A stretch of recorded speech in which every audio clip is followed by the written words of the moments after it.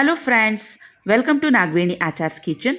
ತುಂಬ ದಿನಗಳ ಮೇಲೆ ಇವತ್ತು ಮತ್ತೊಂದು ವಿಡಿಯೋ ಜೊತೆಗೆ ನಿಮ್ಮ ಮುಂದೆ ಹಾಜರಾಗಿದ್ದೀನಿ.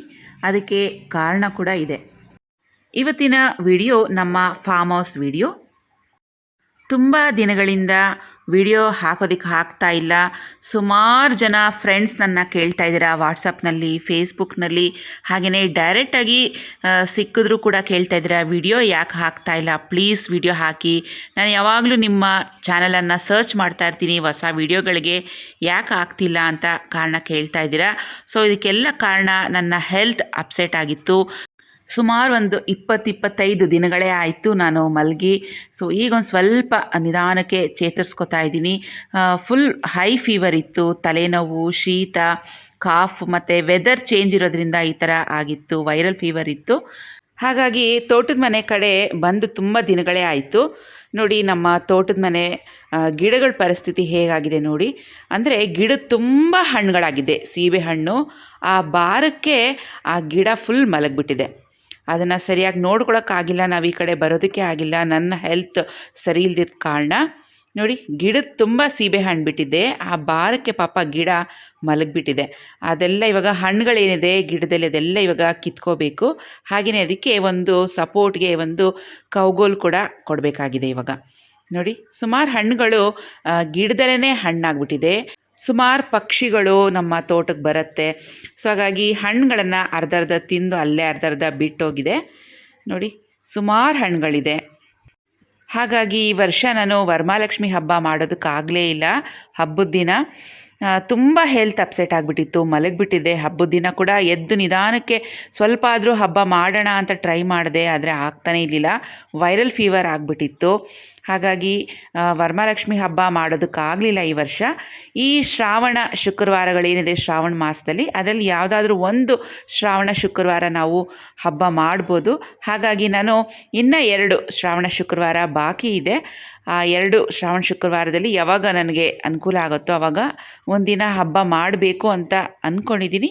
ಸೊ ಖಂಡಿತವಾಗಿಯೂ ನಾನು ಹಬ್ಬ ಮಾಡಿದ್ರೆ ವರಮಹಾಲಕ್ಷ್ಮಿ ಹಬ್ಬ ನಿಮಗೆ ಆ ವಿಡಿಯೋನ ನಿಮ್ಮ ಜೊತೆಗೆ ಶೇರ್ ಮಾಡ್ಕೋತೀನಿ. ನೋಡಿ ಇಷ್ಟು ಚಿಕ್ಕ ಗಿಡದಲ್ಲಿ ಸುಮಾರು 3-4 kg ಸೀಬೆ ಹಣ್ಣು ಬಿಟ್ಟಿತ್ತು. ಅದರಲ್ಲಿ ಒಂದು ಅರ್ಧದಷ್ಟು ಮಾತ್ರ ಕಿತ್ಕೊಂಡ್ವಿ, ಮಿಕ್ಕಿದ್ದು ಸ್ವಲ್ಪ ಕಾಯಂಗಿತ್ತು. ಹಾಗಾಗಿ ಹಾಗೇ ಗಿಡದಲ್ಲಿ ಬಿಟ್ಟಿದ್ದೀವಿ, ನೆಕ್ಸ್ಟ್ ವೀಕ್ ಕಿತ್ಕೊಳ್ಳೋಣ ಅಂಥೇಳಿ. ನೋಡಿ ಇದು ಸ್ಫಟಿಕ ಗಿಡ, ಸ್ಫಟಿಕ ಹೂ ಅಂತ ಹೇಳ್ತೀವಿ, ನೀಲಾಂಬರಿ ಅಂತ ಕೂಡ ಹೇಳ್ತೀವಿ.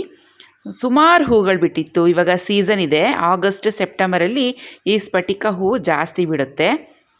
ನಾವು ಲಾಸ್ಟ್ ವೀಕೆಲ್ಲ ಬಂದೇ ಇಲ್ವಲ್ಲ, ಹಾಗಾಗಿ ಸುಮಾರು ಹೂಗಳೆಲ್ಲ ಕೆಳಗಡೆ ಉದುರೋಗಿತ್ತು. ಗಿಡದಲ್ಲಿ ಎಷ್ಟು ಇತ್ತು ಅಷ್ಟನ್ನು ಮಾತ್ರ ಸ್ವಲ್ಪ ಕಿತ್ಕೊಂಡೆ.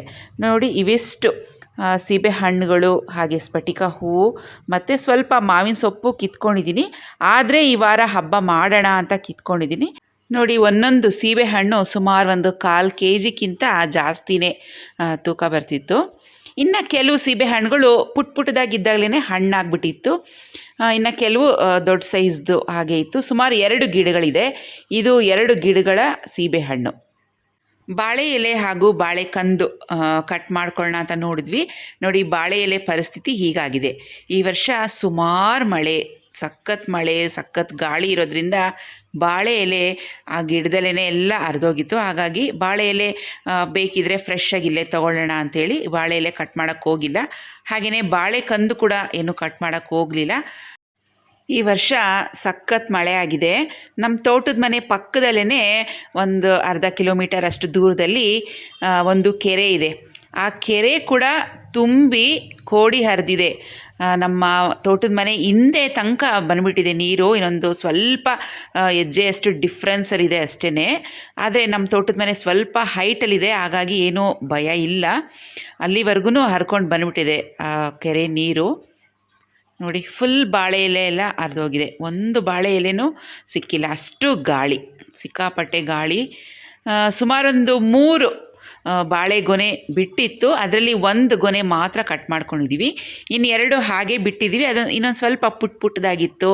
ಅದು ಗಣೇಶ ಹಬ್ಬದ ಟೈಮ್ ಅಷ್ಟೊತ್ತಿಗೆ ರೆಡಿ ಆಗುತ್ತೆ, ಈಗಲೇ ಕಟ್ ಮಾಡೋದು ಬೇಡ ಅಂತ ಅವೆರಡನ್ನು ಹಾಗೆ ಬಿಟ್ವಿ.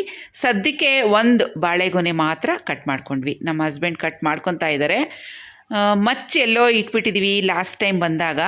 ನಾವು ಬಂದು ತೋಟದ ಮನೆಗೆ ಸುಮಾರು 2 ವಾರದ ಮೇಲೆ ಆಯ್ತಲ್ವ. ಹುಡುಕಿ ಸಾಕಾಯಿತು, ಮಚ್ ಸಿಗಲೇ ಇಲ್ಲ. ಕೊನೆಗೆ ಕಿಚನಲ್ಲಿದ್ದಿದ್ದು ಚಾಕುನೇ ಕೊಟ್ಟೆ ಕಟ್ ಮಾಡೋಣ ಅಂಥೇಳಿ. ನೋಡಿ ಬಾಳೆ ಹೂ ಕೂಡ ಎಲ್ಲ ಉದುರೋಗಿದೆ.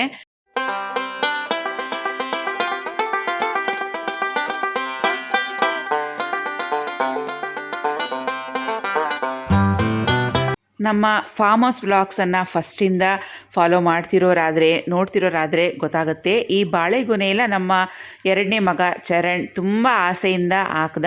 ಇವಾಗ ಎಷ್ಟು ದೊಡ್ಡ ಗಿಡ ಆಗಿ ಬೆಳೆದಿದೆ, ಬಾಳೆಗೊನೆ ಬಿಡ್ತಾಯಿದೆ, ಹೂ ಬಿಡ್ತಾಯಿದೆ, ನೋಡೋಕ್ಕೆ ಎಷ್ಟು ಖುಷಿಯಾಗುತ್ತೆ. ನಾವೀಗ ನೋಡ್ತಿರೋವಂಥದ್ದು ಏಲಕ್ಕಿ ಗಿಡ. ಸುಮಾರು ಒಂದು ಹತ್ರ 1.5 ವರ್ಷ ಆಗ್ತಾಯಿದೆ. 4ರಿಂದ 5 ವರ್ಷಕ್ಕೆ ಅದು ಫಸಲು ಬರುತ್ತೆ ಅಂತ ಹೇಳಿದ್ದಾರೆ.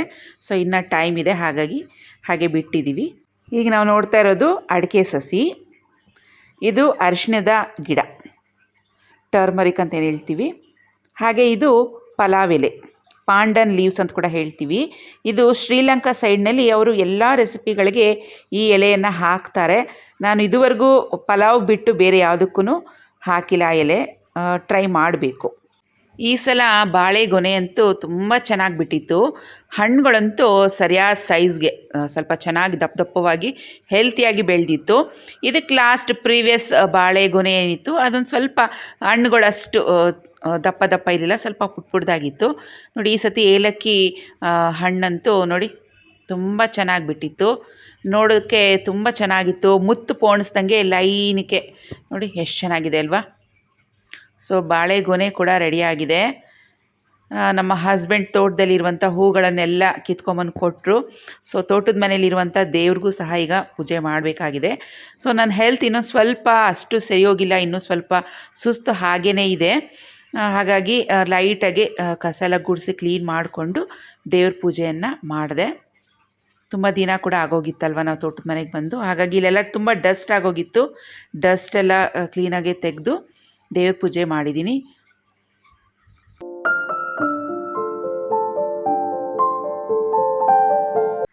ತೋಟದ ಮನೆಯಿಂದ 2 ಬಾಳೆ ಹೂವನ್ನು ತೊಗೊಂಡು ಬಂದಿದ್ದೆ. ಇನ್ನೊಂದು ಬಾಳೆ ಹೂವು ಅಲ್ಲೇ ಕೆಳಗಡೆ ಎಲ್ಲ ಬಿದ್ದೋಗಿತ್ತು, ಒಂದು ವೇಸ್ಟ್ ಆಯಿತು. ಈ ಸತಿ 2 ಬಾಳೆ ಹೂವು ಸಿಕ್ಕಿದ್ದು. ಬಾಳೆ ಹೂವಲ್ಲಿ ಈ ಸತಿ ಪಲ್ಯ ಮಾಡೋದು ಹೇಗೆ ಅಂತ ನಿಮಗೆ ತೋರಿಸ್ಕೊಡ್ತೀನಿ. ಬಾಳೆ ಹೂವಲ್ಲಿ ತುಂಬಾ ಹೆಲ್ತಿ ಬೆನಿಫಿಟ್ಸ್ ಇದೆ, ಅದರಲ್ಲೂ ಲೇಡೀಸ್ಗೆ ತುಂಬಾ ಒಳ್ಳೆಯದು ಅಂತ ಹೇಳ್ತಾರೆ. ಆದರೆ ಈ ಬಾಳೆ ಹೂವನ್ನು ಕರೆಕ್ಟಾದ ಪದ್ಧತಿಯಲ್ಲಿ ಹೇಗೆ ಮಾಡೋದು ಅಂತ ಸುಮಾರು ಜನಕ್ಕೆ ಗೊತ್ತಿಲ್ಲ, ನನಗೂ ಗೊತ್ತಿರಲಿಲ್ಲ. ನಾನು ನಿಮ್ಮನ್ನು ಹಳೆ ವಿಡಿಯೋಸ್ಗಳಲ್ಲಿ ಕೇಳಿದ್ದೆ, ಇದನ್ನು ಹೇಗೆ ಮಾಡೋದು, ರೆಸಿಪೀಸ್ ಇದ್ದರೆ ಕೊಡಿ ಅಂತ ಕೇಳಿದ್ದೆ. ಸೊ ಹಾಗಾಗಿ ನನಗೆ ನೀವು ಸಜೆಸ್ಟ್ ಮಾಡಿದ್ದು ಅಂದರೆ, ಮೇಡಮ್ ತಮಿಳ್ ಚಾನಲ್ಸಲ್ಲಿ ತುಂಬ ಚೆನ್ನಾಗಿ ಮಾಡ್ತಾರೆ ಬಾಳೆ ಹೂವು, ಬಾಳೆ ದಿಂಡು ಎಲ್ಲ ತಮಿಳ್ ಚಾನಲ್ಸಲ್ಲಿ ರೆಫರ್ ಮಾಡಿಕೊಂಡು ನೀವು ಕಲಿತು ನಮಗೂ ಹೇಳ್ಕೊಡಿ ಅಂತ ಕೇಳಿದ್ರಿ. ಹಾಗಾಗಿ ನಾನು ಯೂಟ್ಯೂಬ್ನಲ್ಲೇ ಸರ್ಚ್ ಮಾಡಿದೆ, ಬಾಳೆ ಹೂವನ್ನು ಹೇಗೆ ಬಿಡಿಸೋದು, ಹೇಗೆ ಕ್ಲೀನ್ ಮಾಡೋದು, ಹಾಗೆಯೇ ಇದರಲ್ಲಿ ಹೇಗೆ ಮಾಡೋದು, ತಯಾರಿ ಮಾಡೋದು ಅಂತ ಸರ್ಚ್ ಮಾಡಿ ನಾನು ಮೊದಲೊಂದು 2 ಸಲ ಮಾಡಿದೆ. ತುಂಬಾ ಚೆನ್ನಾಗಿ ಬಂತು, ಎಲ್ಲರೂ ತುಂಬಾ ಇಷ್ಟಪಟ್ಟರು.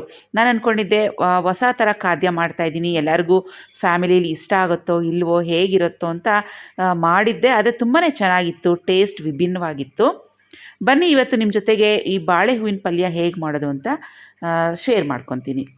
ನೋಡಿ ಬಾಳೆ ಹೂವಲ್ಲಿ ಮೇಲ್ಗಡೆ ಇರುವಂಥ ಲೇಯರ್ಸನ್ನು ಒಂದೊಂದಾಗಿ ಲೇಯರ್ ತೆಗಿತಾ ಹೋದರೆ ಈ ಥರ ಪುಟ್ಟದಾಗಿ ಬಾಳೆ ಹೂಗಳು ಸಿಗುತ್ತೆ. ಅದನ್ನೆಲ್ಲ ಕ್ಲೀನಾಗಿ ಬಿಡಿಸಿ ಇಟ್ಕೊಬೇಕು. ಕೊನೆಯವರೆಗೂ ಆ ಎಲೆಗಳು ಏನಿದೆ ಅದೆಲ್ಲ ದಳಗಳು ಬರೋವರೆಗೂ ತೆಗಿತಾ ಹೋಗಬೇಕು. ಆಮೇಲೆ ಎಲ್ಲಿ ಎಂಡ್ ಆಗುತ್ತೋ ಅಲ್ಲಿಗೆ ಕೊನೆಗೆ ಆ ಸೆಂಟರ್ ಪೋರ್ಷನ್ ಏನಿರುತ್ತೆ ಅದನ್ನು ಹಾಗೆಯೇ ಕಟ್ ಮಾಡಿ ಹಾಕುವಂಥದ್ದು. ನೋಡಿ ಈಗ ಆಲ್ಮೋಸ್ಟ್ ನಾನು ಅವ್ರ ಮೇಲಿರುವಂಥ ಎಲೆಗಳನ್ನ ಲೇಯರ್ಸ್ ಎಲ್ಲ ತೆಗೆದಿದ್ದೀನಿ. ಕೊನೆಗೆ ಈ ಥರ ದಪ್ಪ ದಿಂಡು ಥರ ಸಿಗುತ್ತೆ. ಇದನ್ನು ಕೂಡ ಸಣ್ಣದಾಗಿ ಕಟ್ ಮಾಡಿ ಇದ್ರ ಜೊತೆಗೆ ಹಾಕೋದು. ಇವಾಗ ಈ ಬಾಳೆ ಹೂವನ್ನು ಬಿಡಿಸೋವಾಗ ತುಂಬ ಇಂಪಾರ್ಟೆಂಟಾಗಿ 1-2 ವಿಷಯ ಗಮನಿಸಬೇಕು. ಇದರಲ್ಲಿ ಈ ಬಾಳೆ ಹೂವು ಒಂದು ಪೆಟಲಲ್ಲಿ 2 ಥರ ಇದು ಇರುತ್ತೆ, ಅದನ್ನು ತೆಗೆದುಬಿಡಬೇಕು. ಅದು ನಾಟ್ ಎಡಿಬಲ್, ಅದು ತಿನ್ನೋವಂಥದ್ದಲ್ಲ. ಅದನ್ನು ತೆಗೆದು ಆನಂತರ ನಾವು ಬಳಸ್ಕೋಬೇಕು. ಬಾಳೆ ಹೂವನ್ನು ಬಿಡಿಸೋಕೆ ಮೊದಲು ಕೈಗೆ ಸ್ವಲ್ಪ ಎಣ್ಣೆಯನ್ನು ಅಪ್ಲೈ ಮಾಡ್ಕೊಳ್ಳಿ. ನಾನಿಲ್ಲಿ ಸ್ವಲ್ಪ ಕೊಬ್ಬರಿ ಎಣ್ಣೆಯನ್ನು ಕೈಗೆ ಅಪ್ಲೈ ಮಾಡಿಕೊಂಡು ಹೂಗಳ ದಳಗಳೇನಿದೆ ಅದನ್ನೆಲ್ಲ ಬಿಡಿಸಿ ಇಟ್ಕೊತಾ ಇದ್ದೀನಿ.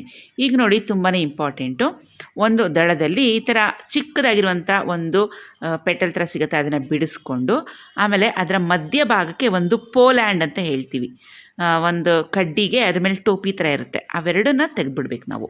ನೋಡಿ ಈ ಚಿಕ್ಕದೇನಿದೆ ಇದನ್ನು ತೆಗೆದುಬಿಡಿ. ಆಮೇಲೆ ಇದರ ಮಧ್ಯದಲ್ಲಿ ಒಂದು ಪೋಲ್ಯಾಂಡ್ ಅಂತ ಹೇಳ್ತೀವಿ, ಒಂದು ಸ್ಟಿಕ್ ಥರ ಇರುತ್ತೆ, ಆ ಸ್ಟಿಕ್ಗೆ ಒಂದು ಟೋಪಿ ಥರ ಇರುತ್ತೆ, ಅದನ್ನು ತೆಗಿಬೇಕು. ಈ ಒಂದೊಂದು ದಳದಲ್ಲೂ ಈ ಥರ ತೆಗಿತಾ ಬರಬೇಕು ನಾವು. ನೋಡಿ, ಮತ್ತೊಮ್ಮೆ ತೋರಿಸ್ತೀನಿ, ಕ್ಲೀನಾಗಿ ನೋಡ್ಕೊಳ್ಳಿ.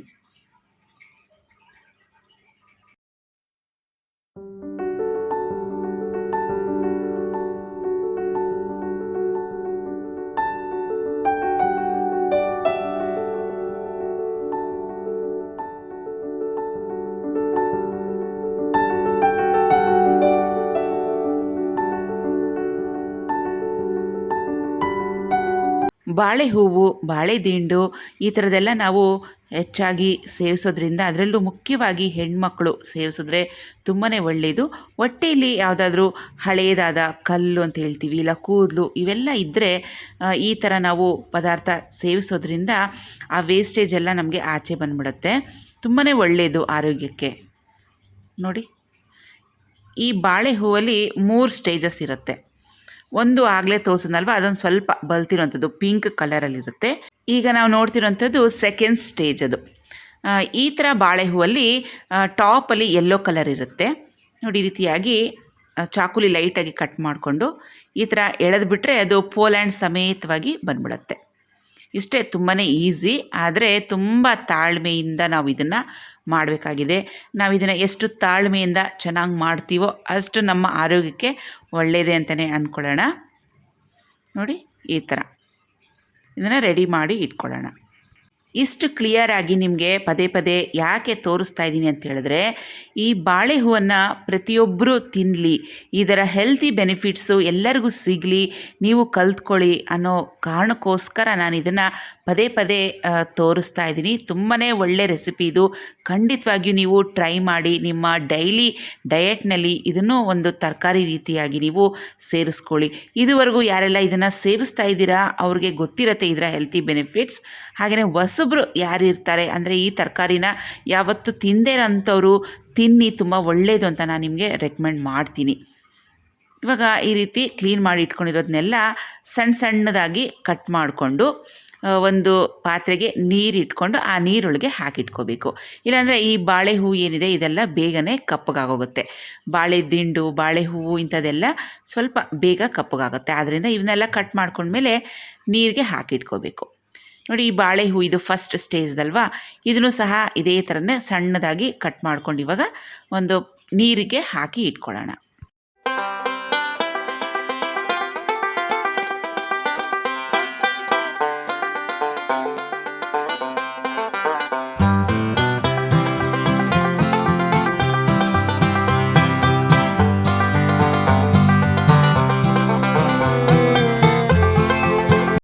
ಬಾಳೆ ಹೂವಿನ ಮಧ್ಯ ಭಾಗದಲ್ಲಿ ಸ್ವಲ್ಪ ದಿಂಡು ಥರ ಸಿಗುತ್ತೆ, ಈ ಥರ ಅದನ್ನು ಸಹ ಸಣ್ಣದಾಗಿ ಕಟ್ ಮಾಡಿಕೊಂಡು ನೀರಿಗೆ ಹಾಕಿಟ್ಕೊಳ್ಳೋಣ. ಇದು ಪಲ್ಯ ಹೇಗಿರುತ್ತೆ ಅಂತ ಹೇಳಿದ್ರೆ, ಸೊಪ್ಪಿನ ಪಲ್ಯ, ದಂಟಿನ ಸೊಪ್ಪಿನ ಪಲ್ಯ ಮಾಡಿದಾಗ ತಿಂದಾಗ ಹೇಗಿರುತ್ತೋ ಸೇಮ್ ಅದೇ ಥರ ಟೇಸ್ಟ್ ಇರುತ್ತೆ. ಸೊ ಟೇಸ್ಟ್ ಬಗ್ಗೆ ನಾವೇನೂ ಭಯ ಪಡಬೇಕಾಗಿಲ್ಲ. ಸೊ ಹೆಲ್ತ್ ವೈಸ್ ನೋಡಿದ್ರೆ ನಾವು ಇದನ್ನು ತಿನ್ನೋದ್ರಿಂದ ತುಂಬಾ ಆರೋಗ್ಯಕ್ಕೆ ಒಳ್ಳೆಯದು. ಈಗ ತುಂಬಾ ಸಿಂಪಲಾಗಿ ಬಾಳೆ ಹೂವಿನ ಪಲ್ಯ ಹೇಗೆ ಮಾಡೋದು ನೋಡ್ಕೊಳ್ಳೋಣ. ಒಂದು ಪ್ಯಾನಲ್ಲಿ ಒಂದು 2 ಸ್ಪೂನಷ್ಟು ಎಣ್ಣೆ ಹಾಕ್ಕೊಳ್ಳೋಣ. ಹಾಗೆಯೇ ಸ್ವಲ್ಪ ಸಾಸಿವೆ ಹಾಕಿ ಚಿಟ್ಗುಡ್ಸೋಣ. ಖಾರಕ್ಕೆ ನಾನಿಲ್ಲಿ 2 ಒಣಮೆಣಸಿನ್ಕಾಯಿ, 2 ಹಸಿಮೆಣಸಿನ್ಕಾಯಿ, ಸ್ವಲ್ಪ ಕರಿಬೇವನ್ನು ಹಾಕಿದ್ದೀನಿ. ಹಾಗೆಯೇ 2 ಬಾಳೆ ಹೂಗೆ 2 ಮೀಡಿಯಮ್ ಸೈಜ್ ಈರುಳ್ಳಿಯನ್ನು ಸಣ್ಣದಾಗಿ ಕಟ್ ಮಾಡಿ ಹಾಕೋತಾ ಇದ್ದೀನಿ. ಇದು ಬೇರೆ ಎಲ್ಲ ತರಕಾರಿಗಳ ಪಲ್ಯ ಹೇಗೆ ಮಾಡ್ತೀವೋ ಅದೇ ಥರನೇ ಮಾಡ್ಕೊಳ್ಳೋದು. ತುಂಬ ಈಸಿಯಾಗೇ 10 ನಿಮಿಷದೊಳಗಡೆ ಆಗೋಗುತ್ತೆ. ಆದರೆ ಮಾಡುವಂಥ ಪದ್ಧತಿ ನಮಗೆ ಗೊತ್ತಿರಬೇಕಷ್ಟೇ. ಇವಾಗ ಈರುಳ್ಳಿ ಸ್ವಲ್ಪ ಕಲರ್ ಚೇಂಜ್ ಆದ ನಂತರ ಇದರಲ್ಲಿ ನೀರಲ್ಲಿ ನೆನೆಸಿಟ್ಟಿದ್ನಲ್ವ ಬಾಳೆ ಹೂವು, ಅದನ್ನು ಒಂದು ಸ್ಟ್ರೈನರ್ಗೆ ಹಾಕಿ ಎಕ್ಸ್ಟ್ರಾ ನೀರೆಲ್ಲ ತೆಗೆದಿಟ್ಟಿದ್ದೀನಿ. ಆನಂತರ ಇವಾಗ ಒಗ್ಗರಣೆಗೆ ಹಾಕಿ ಸೇರಿಸ್ಕೊತಾ ಇದ್ದೀನಿ. ಫ್ರೆಂಡ್ಸ್, ಬಾಳೆ ಹೂವು ಇಲ್ಲಿ ಸ್ವಲ್ಪ ಕಲರ್ ಚೇಂಜ್ ಆಗಿದೆ. ಏಕೆಂದರೆ ನಾನು ಬಾಳೆ ಹೂವನ್ನು ಬಿಡಿಸಿದ ದಿನವೇ ನನಗೆ ಪಲ್ಯ ಮಾಡೋದಕ್ಕಾಗಲಿಲ್ಲ. ಆ ನೀರಲ್ಲಿ ನೆನೆಸಿಟ್ಟಿದ್ನಲ್ಲ, ಆ ನೀರು ನೆನೆಸಿಟ್ಟಿರೋ ಸಮೇತವಾಗಿ ಫ್ರಿಜ್ನಲ್ಲಿ ಎತ್ತಿಟ್ಬಿಟ್ಟು ನೆಕ್ಸ್ಟ್ ಡೇ ಮಾಡ್ತಾಯಿದ್ದೀನಿ.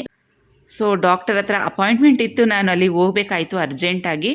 ಪಲ್ಯ ಮಾಡೋದಕ್ಕೆ ಟೈಮ್ ಆಗಲಿಲ್ಲ, ಸೊ ಹಾಗೆ ಇಟ್ಬಿಟ್ಟಿದೆ. ನೆಕ್ಸ್ಟ್ ಡೇ ಮಾಡ್ತಾಯಿದ್ದೀನಿ. ಆದ್ದರಿಂದ ಸ್ವಲ್ಪ ಕಲರ್ ಚೇಂಜ್ ಆಗಿದೆ ಅಷ್ಟೇ.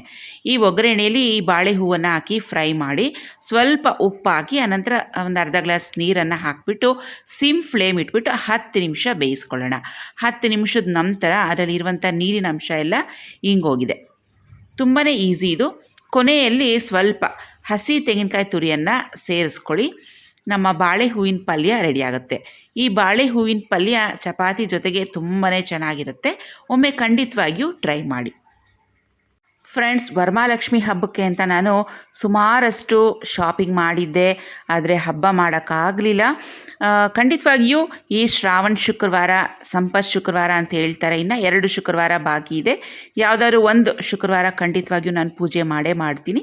ಆ ವಿಡಿಯೋ ನಿಮ್ಮ ಜೊತೆ ಖಂಡಿತವಾಗಿಯೂ ಶೇರ್ ಮಾಡ್ಕೋತೀನಿ. ಸೊ ನಿಮ್ಮೆಲ್ಲರಿಗೂ ಡಿಸಪಾಯಿಂಟ್ ಆಗಿದೆ ಈ ವರ್ಷ, ನನಗೆ ಗೊತ್ತಿದೆ. ಎಲ್ಲರೂ ನಾನು ಮಾಡಿದಂಥ ವರಮಹಾಲಕ್ಷ್ಮಿ ಹಬ್ಬದ ವಿಡಿಯೋಗಾಗಿ ಕಾಯ್ತಾ ಇದ್ದೀರಾ. ಖಂಡಿತವಾಗಿಯೂ ನಿಮಗೆ ಡಿಸಪಾಯಿಂಟ್ ಮಾಡಲ್ಲ. ವಿಡಿಯೋ ಹಾಕ್ತೀನಿ. ನೆಕ್ಸ್ಟ್ ಫ್ರೈಡೇ ಪೂಜೆ ಮಾಡಿ ಹಾಕ್ತೀನಿ. ಹಾಗೆಯೇ ವರಮಹಾಲಕ್ಷ್ಮಿ ಹಬ್ಬಕ್ಕೆ ನಾನು ಏನೇನು ಶಾಪಿಂಗ್ ಮಾಡಿದ್ದೆ ಅಂತ ನಿಮಗೆ ತಿಳ್ಕೊಬೇಕು ಅಂತ ಆಸೆ ಇದ್ದರೆ ಖಂಡಿತವಾಗಿಯೂ ಕಮೆಂಟ್ ಮಾಡ್ಬೋದು. ನಿಮಗೋಸ್ಕರ ಅದೊಂದು ಸ್ಪೆಷಲ್ ವಿಡಿಯೋನೇ ಮಾಡಿ ಹಾಕ್ತೀನಿ. ಸೊ ಫ್ರೆಂಡ್ಸ್, ಇವತ್ತಿನ ವಿಡಿಯೋ ನಿಮ್ಮೆಲ್ಲರಿಗೂ ಇಷ್ಟ ಆಗಿದೆ ಅಂತ ತಿಳ್ಕೊತೀನಿ.